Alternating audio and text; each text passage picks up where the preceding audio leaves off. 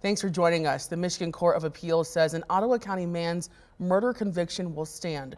The court says Enrique Estrada III admitted to killing a woman he had a volatile relationship with. The decision comes after a week of deadly domestic violence cases in West Michigan. 13 on your side's Callie Lichter has been covering these stories for us. She joins us now. Callie, what did officials say they found? Lauren, in all of these situations, there was a history of domestic violence, a pattern police say is all too common.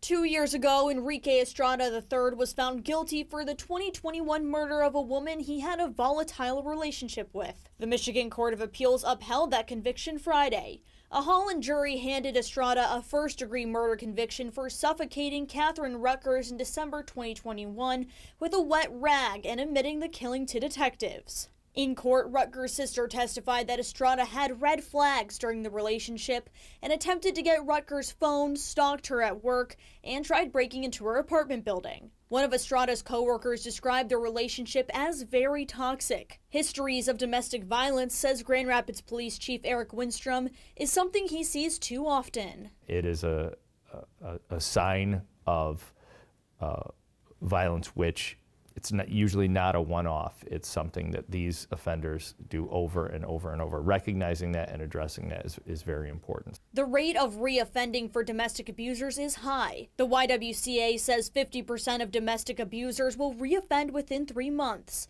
and approximately 50% of domestic violence survivors report a reoccurrence of violence within a year. This week, 13 on Your Side has reported on 2 other cases of fatal domestic violence. On Tuesday, Kent County Sheriff's deputies responded to a house on Main Street in Lowell, where they say a domestic dispute turned deadly. Sheriff's deputies and police found Adam Charon inside dead from an apparent self-inflicted gunshot wound, and his girlfriend, who we are not naming because she is a victim of domestic violence, suffering with the gunshot wound.